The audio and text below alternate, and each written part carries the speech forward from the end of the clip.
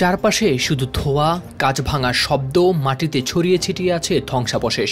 আতঙ্কে ছুটে চলেছে মানুষ, মাথার উপর গর্জে উঠছে আকাশ। গাজার আকাশ আর ইসরায়েলের দক্ষিণ সীমান্ত যেন রূপ নিয়েছে এক আগুনের খেলার মঞ্চ।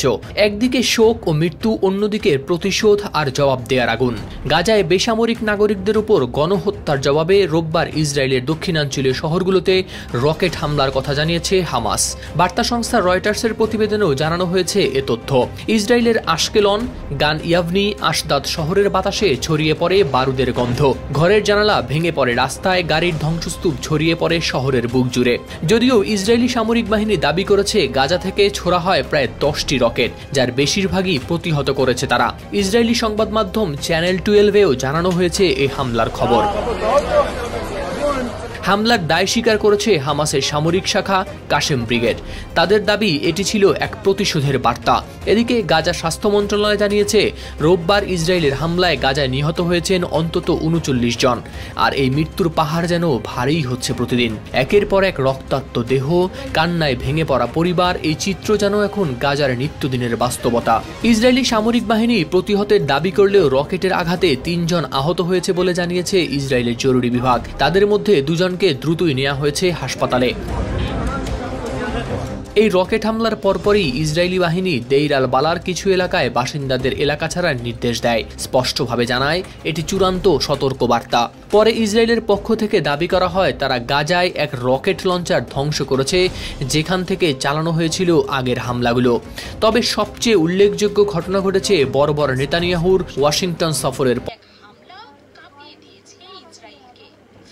পথে। প্রতিরক্ষামন্ত্রী ইসরায়েল কাটস তাকে রকেট হামলার তথ্য জানালে সঙ্গে সঙ্গেই তিনি হামাসের বিরুদ্ধে জোরালো প্রতিক্রিয়ার নির্দেশ দেন। তার কার্যালয় জানায় এই অভিযান চলবে অনির্দিষ্টকাল, যতক্ষণ না প্রতিষ্ঠিত হয় নিরাপত্তা। তবে নিরাপত্তা আর প্রতিশোধ শব্দ দুটো এখন এতটাই গুলিয়ে গেছে যে কোথাও শিশুদের কান্না চাপা পড়ে গেছে যুদ্ধ বিমানের আওয়াজে, কোথাও বাবা মা হারায় সন্তানদের ধ্বংসস্তূপে খুঁজতে খুঁজতে। 2023 সালের 7 অক্টোবরের সেই বিভীষিকাময় ঘটনার পর থেকে এই রক্তস্রোত যেন আর থামছেই না। গাজার এখন পর্যন্ত মারা গেছেন 50,000-এরও বেশি মানুষ, আহত হয়েছেন 1 লাখেরও বেশি। হাওলাদার শামীম, RTV।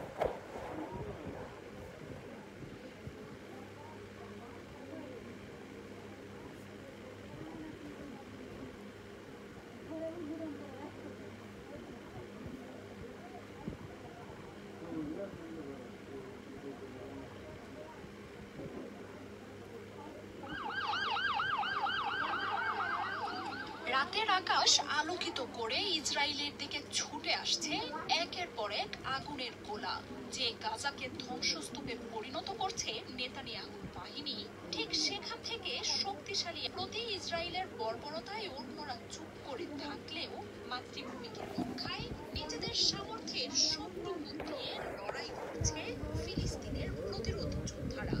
রবিবার প্রতিরোধ গোষ্ঠীটির শক্তিশালী কাশেম ব্রিগেড ইসরায়েলে ছুড়েছে প্রায় 1 ডজন রকেট। একের পর এক রকেটের হামলায় ধ্বংসস্তূপে পরিণত হয়েছে ইসরায়েলের তেল আবিব, আশকেলন, আশদোদের মতো অঞ্চলগুলো। হতাহত হয়েছে। শাকিব খানের গেটআপ বা লুক দিতে অনেক অবশ্যই ভালো ছিল, কারণ অন্যান্য মুভির তুলনায় মেকআপ অবশ্যই দিন দিন তার যে মুভিগুলো বের হচ্ছে, প্রিয়তমা, রাজকুমার বা দরদ, এর মতো মুভিগুলোতে তার যে মেকআপ স্টাইল অনেক হাই, তাহলে অবশ্যই বাংলা মুভি একসময় অনেক পৃথিবীর অনেক জায়গায় বেশি বিখ্যাত হতে পারে। শাকিব খান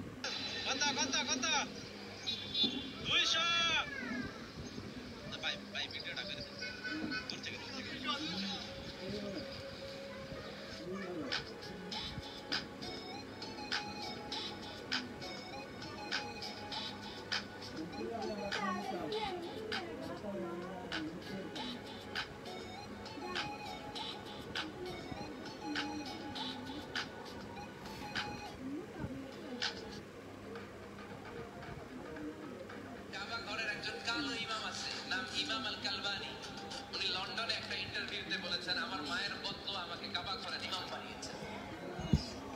লন্ডনে একটা কনফারেন্সে উনি